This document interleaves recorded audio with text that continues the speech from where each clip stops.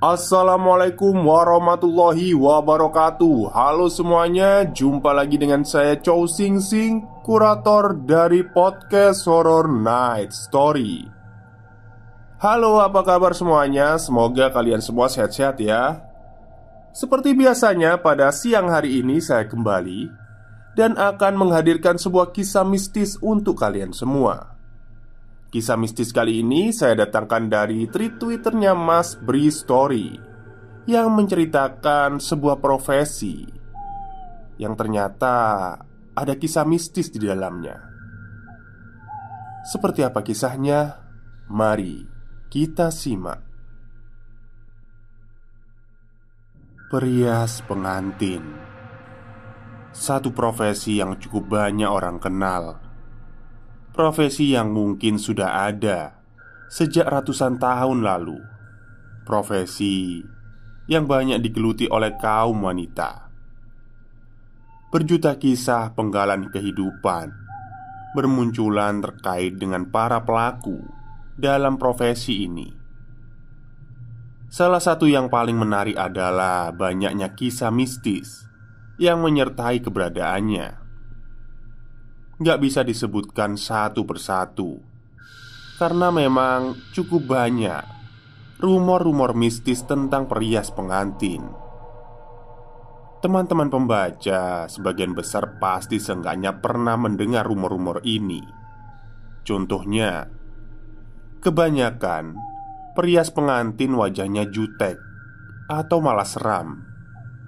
Ada pula perias yang seharusnya membakar kemenyan terlebih dahulu di dalam kamar riasnya, dan yang lain sebagainya. Masih banyak. Nah, kali ini gue akan mengangkat satu kisah yang sangat menarik. Kenapa menarik? Karena kejadiannya nyata. Orangnya ada, tempat kejadiannya juga masih ada. Jadi, izinkan gue untuk memulai serial terbaru yang cukup seram dan seru. Mistis Perias Pengantin. Pada tahun 1990-an tersebutlah seorang perempuan berusia 35 tahun. Namanya Nina.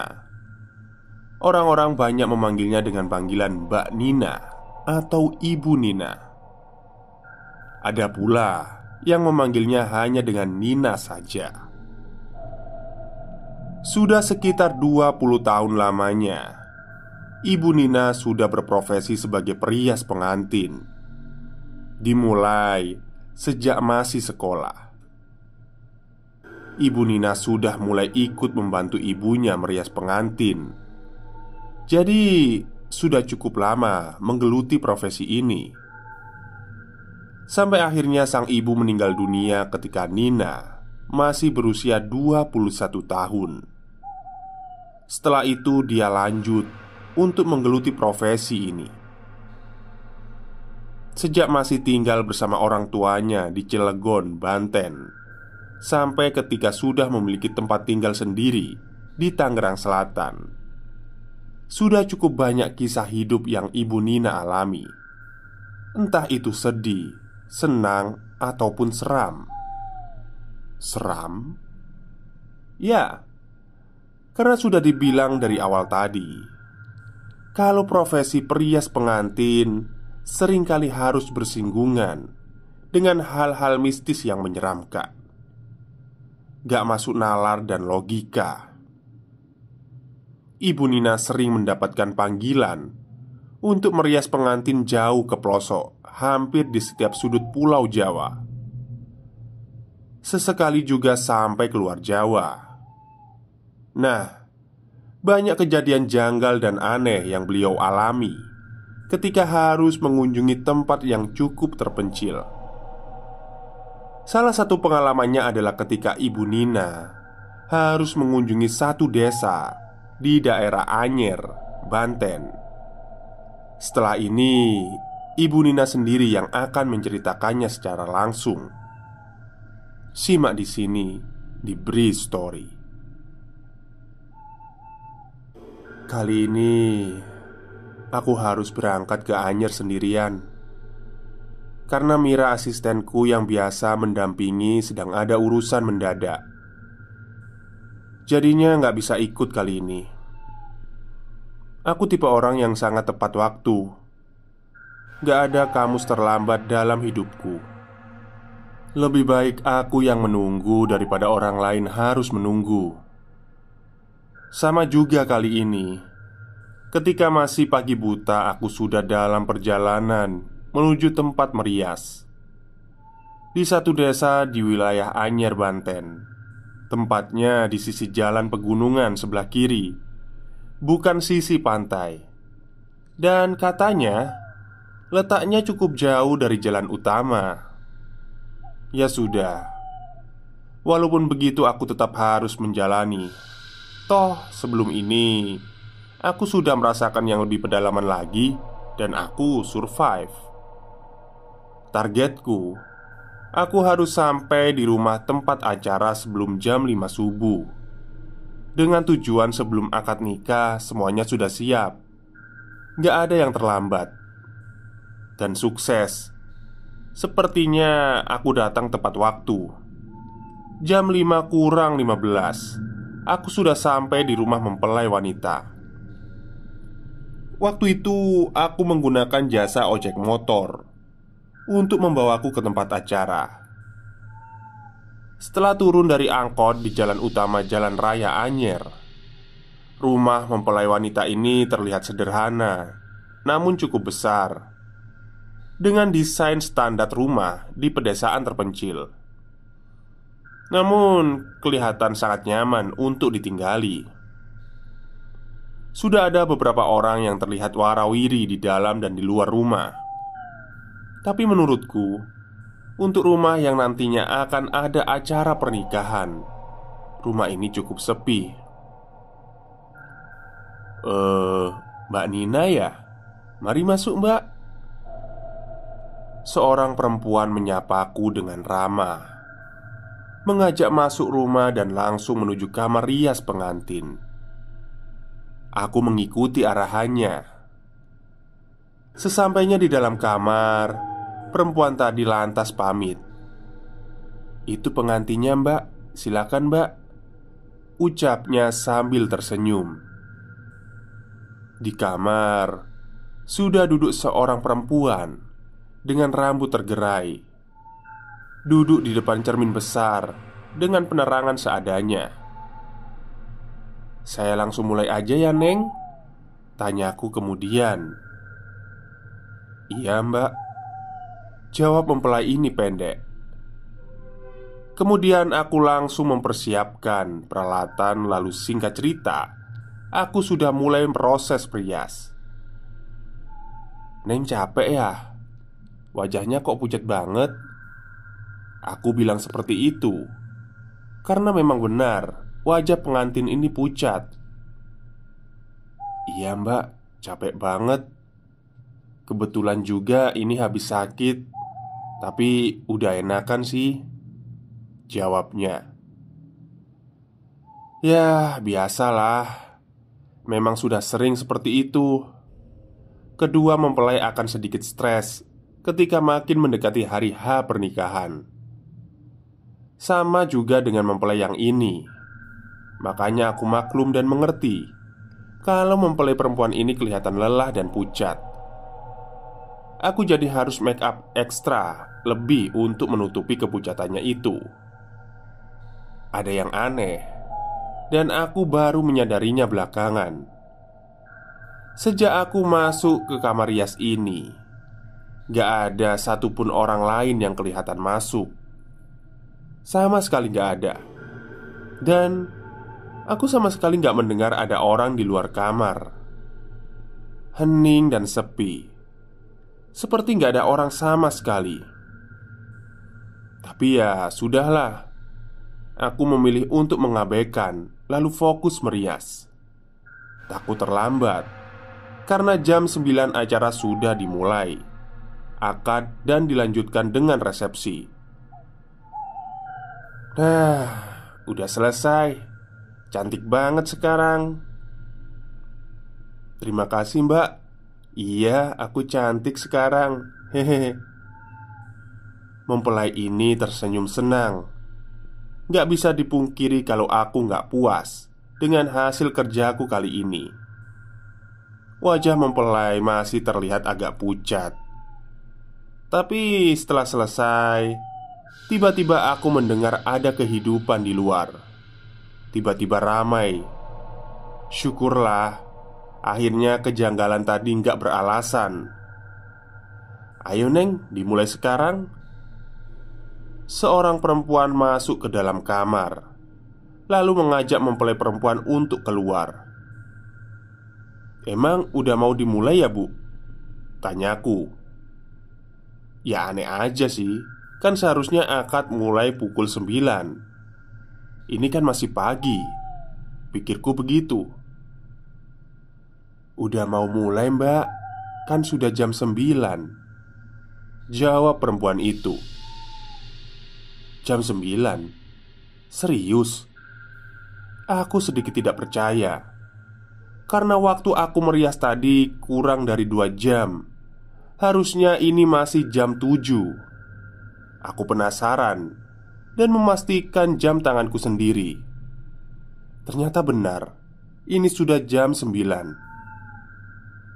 Aneh. Ya sudahlah. Seperti biasa aku menunggu di dalam kamar yang sudah disediakan buatku ketika acara sedang berlangsung. Oh ya, ada kebiasaan yang selalu aku jalani kalau sedang merias seperti ini. Yang pertama, sebisa mungkin aku gak menunjukkan diriku di depan para tamu undangan ketika acara sedang berlangsung. Yang kedua, aku sama sekali gak makan atau minum yang disediakan oleh tuan rumah sebagai jamuan acara yang aku terlibat di dalamnya. Walaupun itu hanya segelas air putih, itu tidak boleh. Makanya aku selalu membawa bekal air dan sedikit makanan untukku sendiri. Kenapa harus begitu? Sampai sekarang pun aku gak tahu alasannya. Karena dulu, sejak aku masih ikut membantu ibuku untuk merias, beliau selalu mewanti-wanti untuk tidak melakukan hal itu. Beliau hanya bilang, kalau dilanggar, nanti ada sesuatu yang buruk akan terjadi. Hanya itu yang dia bilang. Ya, aku ikuti saja dan sampai sekarang aku terus melakukan kebiasaan itu. Seperti yang aku bilang tadi, setelah akad, acara akan dilanjutkan dengan resepsi, menerima tamu undangan yang masih dilaksanakan di rumah mempelai wanita. Nah, rencananya setelah selesai bertugas merias untuk akad, sehabis duhur aku akan untuk pergi meninggalkan lokasi menuju Cilegon untuk mengunjungi salah satu kerabat di kota Cilegon. Karena pengantin akan berganti pakaian dan dirias lagi setelah maghrib. Jadi aku usahakan akan kembali lagi ke lokasi sebelum waktu maghrib tiba. Singkat cerita, selepas duhur, setelah selesai mempelai wanita berganti pakaian dan dirias lagi, aku akhirnya berangkat ke Cilegon. Jarak tempuh Anyer Cilegon sekitar 2 jam menggunakan angkutan umum. Aku seorang profesional, tapi kali ini aku agak terlambat. Baru menjelang Isya, aku sampai di Anyer. Tapi belum sampai di lokasi pernikahan. Masih di jalan utama Jalan Raya Anyer. Karena merasa sudah terlambat, jadi aku menyewa angkot supaya lebih cepat lagi. Sedikit panik dan khawatir, aku duduk di kursi depan angkot sambil terus memperhatikan jalan ketika kami sudah memasuki wilayah desa tempat lokasi pernikahan. Makin panik karena sampai jam 8 aku yang hanya berdua dengan supir angkot belum juga menemukan rumah pengantin. "Bener di desa ini mbak lokasinya?" tanya pak supir mulai penasaran. "Bener mas, saya yakin desa ini tempatnya. Tapi kok gak ketemu-ketemu ya?" Aku menjawab sambil kebingungan. Jalan desa sudah sangat sepi. Gak ada orang sama sekali yang lalu lalang. Karena memang sangat di pedalaman, aliran listrik pun belum masuk ke wilayah ini. Desa gelap gulita. Roda angkot terus menyusuri jalan tanah yang membelah wilayah sepi ini. Sudah jam setengah 10. Kami belum juga menemukan lokasinya. Lelah, letih, nyaris putus asa. Kami memutuskan untuk berhenti sejenak di satu bangunan kosong. "Gimana, Mbak? Mau lanjut cari atau kita balik lagi ke kota?" Pak supir juga sudah kelihatan putus asa sepertinya. "Boleh kita keliling sekali lagi, Mas? Saya masih penasaran. Saya yakin kalau rumahnya di desa ini. Dan semoga kita nanti bisa bertemu salah satu penduduk di sini, biar kita bisa tanya-tanya lokasinya," jawabku. "Oke lah," Pak supir setuju. Kemudian sekali lagi kami memutuskan untuk berkeliling desa sepi ini. Belum ada yang berubah. Desa tetap sepi dan sama sekali nggak ada kehidupan. Hanya deru mesin angkot saja yang terdengar. Udara dingin mulai turun dari pegunungan yang ada di dekat desa. Makin malam makin dingin rasanya. Angkot berjalan pelan. Lagi-lagi terus menyusuri jalan tanah kering yang sepertinya sudah lama tak terguyur hujan. Menjelang jam 11 malam, akhirnya aku putus asa dan menyerah. "Ya sudah, Pak, kita kembali aja ke kota. Sepertinya memang gak ketemu juga," ucapku. Pak supir mengiyakan. Dia lalu memutar arah mobil dan menuju jalan keluar desa. Tapi gak berapa lama kemudian kami melihat ada beberapa orang yang sedang berjalan kaki. Tentu saja aku senang melihat mereka. Kami jadi bisa menanyakan letak lokasi pernikahan. Pak, maaf mau tanya, rumah Pak Thohir yang sedang ada acara pernikahan itu di mana ya, Pak?" tanyaku ketika kami sudah dekat dengan orang-orang itu. "Rumah Pak Thohir yang ada pernikahan tapi nggak jadi itu ya, Mbak?" "Itu, Mbak, setelah belokan di depan, rumahnya nggak jauh dari situ, di sebelah kiri," kata dari salah satu mereka. Lega rasanya. Akhirnya kami bisa menemukan lokasi. Tapi sebentar, kenapa orang itu bilang ada pernikahan tapi nggak jadi? Aneh sekali. Kemudian kami mengikuti arahan petunjuk dari mereka. Dan benar, kami akhirnya menemukan rumah itu. Padahal kita dari tadi sudah lewati lokasi ini ya, Mbak. Tapi kenapa rumah ini nggak kelihatan? Baru sekarang kelihatan, tanya Pak sopir. Aku pun berpikiran sama. Kenapa dari tadi kami nggak melihat ada rumah ini? Aneh. Dan benar, aku masih sangat hafal. Memang ini rumahnya. Karena baru tadi pagi aku datang untuk merias di sini. Tapi ada yang janggal kali ini. Memang benar rumah ini terlihat ada banyak orang. Banyak orang datang yang sepertinya merupakan para tamu. Lalu apa yang janggal?